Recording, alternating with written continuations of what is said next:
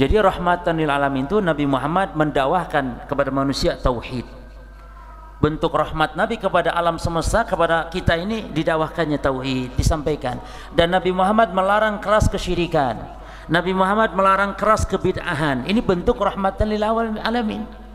Sekarang ini di masyarakat cuma kalau kita ngomong ini syirik, ini bid'ah, ini haram, ini enggak boleh, ini enggak boleh, itu dianggap tidak rahmatan lil alamin katanya. Jadi menurut mereka yang rahmatan lil alamin itu kalau orang Kristen sedang ibadah, gerejanya dijaga, itu rahmatan lil alamin. Ini keliru, itu tidak rahmah yang begitu namanya. Yang rahmat itu orang Islam jatuh kepada kesyirikan dinasehati. Jangan Pak, ini syirik, ini perbuatan syirik, kalau sampai mati bawa dosa ini, Allah tidak akan ampuni dosa jenengan, Allah tidak beri rahmat jenengan, maka mari ini tinggalkan, tidak boleh. Itu bentuk rahmatan lil alamin. Dakwah Nabi Rasul semuanya rahmatan lil alamin, mendakwakan tauhid, melarang syirik. Sekarang justru dituduh Wahabi. Oh, ini kasar, ini dakwah. Apa kasar? Ngomongnya syirik ya. Lu, Rasul rahmatan lil alamin, wa ma arsalnaka illa rahmatan lil alamin.